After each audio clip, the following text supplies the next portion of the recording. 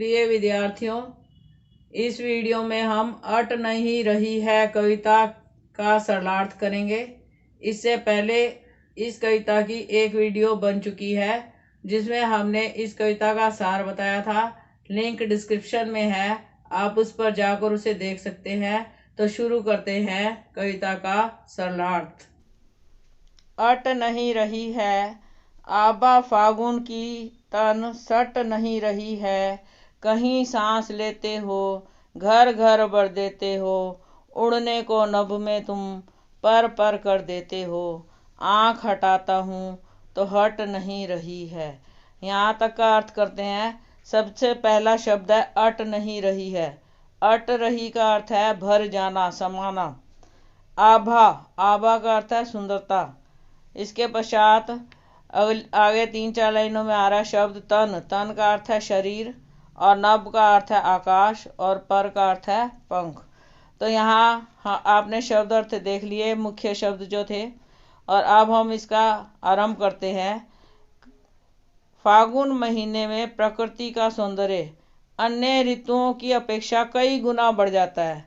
चारों ओर फैले इस सौंदर्य को देखकर ऐसा लगता है जैसे यह सौंदर्य प्रकृति के आंचल में समा नहीं रहा है और छिटक कर सर्वत्र फैल गया है। कवि फागुन मास की चारों ओर फैली हुई सुंदरता को देखकर कह रहा है, अट नहीं रही है। प्राकृतिक सौंदर्य धरती में समा नहीं पा रहा और चारों ओर फैल गया है। फागुन की यह शोभा तन और मन में समा नहीं पा रही, जिससे यह चेहरे से झलक उठती है। फागुन महीने में जोर जोर सी बहती हुई हवाओं को देखकर कवि फागुन को संबोधित करते हुए कहता है, कहीं सांस लेते हो घर घर भर देते हो, उड़ने को नभ में तुम पर कर देते हो। यहाँ पर तुम शब्द लगाया, इससे पता चल रहा है कि फागुन को संबोधित किया है। फागुन के महीने का मानवीकरण करते हुए कवि ने कहा है, हे फागुन, तुम कहीं सांस ले रहे हो, अर्थात ये सुगंधित हवाएं तुम्हारी सांसें हैं। इस मादक हवा से घर घर भरता जा रहा है। इस हवा से लोगों के मन मदमस्त हो उठे हैं। अब यहाँ पर उसने कहा ना, उड़ने को नभ में तुम पर कर देते हो।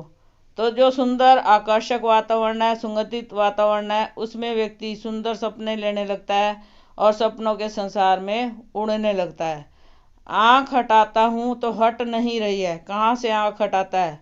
प्राकृतिक सौंदर्य से आँख हटाने की कोशिश करता हूँ तो हट नहीं रही है, अर्थात यह सौंदर्य उसकी आँखों को अपनी ओर आकर्षित कर रहा है और मन में उमंगे, तरंगे और कल्पनाएं उत्पन्न होने लगी हैं। कवि इस सुंदरता को निहार रहा है और इससे आँख नहीं हटा पा रहा है। अगला, पत्तों से लदी डाल कहीं हरी कहीं लाल, कहीं पड़ी है उर में मंद गंध पुष्पमाल, पाट पाट शोभा श्री पट नहीं रही है। तो यहाँ पर भी पहले शब्द देखते हैं। मुख्य शब्द क्या है? तीसरी पंक्ति में उर शब्द का अर्थ है हृदय। मंद गंध पुष्पमाल, यहाँ पर जैसे पता चल रहा है, मंद मतलब धीमी धीमी, गंध का अर्थ है सुगंध, पुष्पमाल फूलों की माला, पाट पाट का अर्थ है जगह जगह, शोभा श्री का अर्थ है सुंदरता, पटना का अर्थ है भरना और समाना। तो अब इसका अर्थ देखते हैं कि अर्थ क्या है। यहाँ पर कवि कह रहा है कि वृक्षों को देखो तो ऐसे लगता है जैसे उनकी डालें पत्तों से भर गई हैं। कहने का अभिप्राय यह है कि पहले उनके पत्ते झड़े हुए थे और अब नए पत्ते उन वृक्षों पर उग आए हैं और जिससे वे सुंदर दिखाई दे रहे हैं। और कुछ डालें जो हैं हरी दिखाई दे रही हैं, कुछ पेड़ हरे हैं और कुछ पर पुष्प हैं या लाल पत्ते दिखाई दे रहे हैं या लाल फूल दिखाई दे रहे हैं। तो कहने का अभिप्राय है कि पेड़ों और लताओं पर रंग बिरंगे फूल खिल उठे हैं।